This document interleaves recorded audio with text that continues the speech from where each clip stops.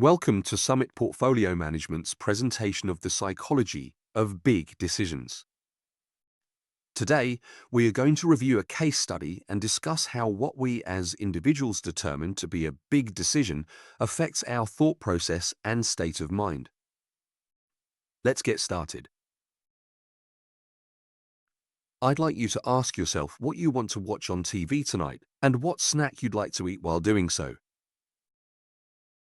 You may have an answer instantly, or it might take you a second to decide, but I think we can all agree that those were both small decisions. The reason we can so easily classify those as such is due to the potential consequences. They are minimal, if any. You may not enjoy the show or your snack, but there is nothing dire about making a bad decision. Now let's compare that to questions like, should I get a matching tattoo with my friend? And should I change careers? These decisions can have life-altering outcomes, so we naturally classify these as big decisions. Now that we have discussed our classifications, let's move on to a case study. Would you flip a coin to make a big decision? Economist John List was determined to find out in his co-authored book published in 2013. A website was created with a virtual coin with a randomized outcome. People could come to the website if they were facing a big life decision to have a coin flip decide their dilemma for them. Those visiting the site were encouraged to name a third party who would verify the outcome and survey the participants twice afterwards. Once at 2 months after making the decision, and again at 6 months. In total, over 20,000 virtual coins were flipped. However, not everyone decided to honor the coin's decision.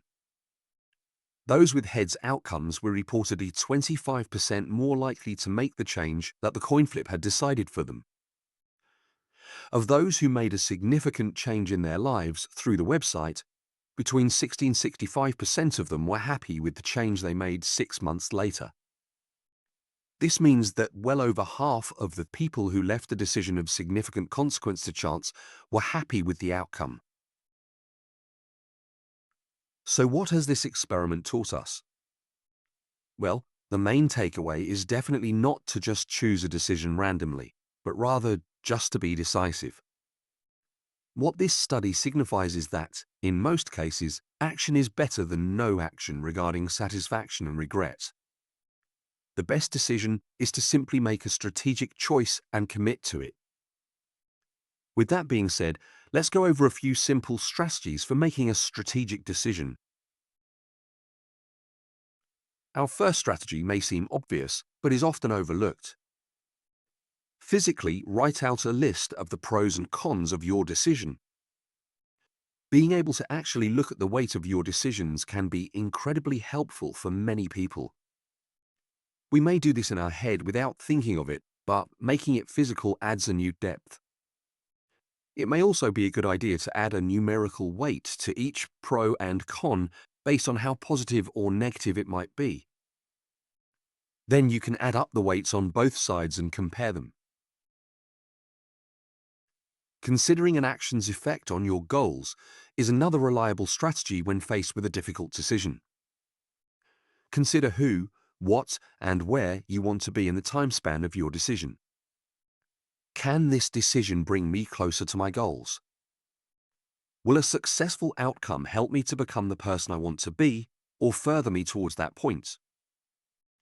Putting a decision into this specific perspective helps to align present action with future results in a goal-oriented way. Try creating an image of who you are in a year or any other time frame, and consider if your decision will help make this image reality. Our third and final strategy is to compare the regret you might feel from action versus inaction. In other words, if you decide to take action and the outcome is negative, compare the regret you would feel from that scenario to the regret you might feel in the future from never making that decision in the first place. Oftentimes, when someone decides not to do something, it is due to a fear of failure, but at the core of the fear of failure is the fear of regretting your action. Using regret as a form of measurement is easier for most people to process and measure, so by directly comparing the outcomes of regret for both, a difficult decision becomes easier to digest. With all this being said, every decision comes with its own level of uncertainty. No matter how well you break down a decision, there is no way to predict the outcome. The idea behind this video is not to tell you there is a way of always making the right choice when faced with a big decision, because there isn't. What you can do is know how dissatisfaction, regret, and inaction affect your decision-making process and adjust yourself accordingly using one or more of the strategies we have given to you today. Thank you so much for watching Summit Portfolio Management's first video client information article. Your feedback is very important to us, and we would love to hear what you think. If you would like to see more of these videos or have any other comments or suggestions, please feel free to contact the email on screen. Thank you.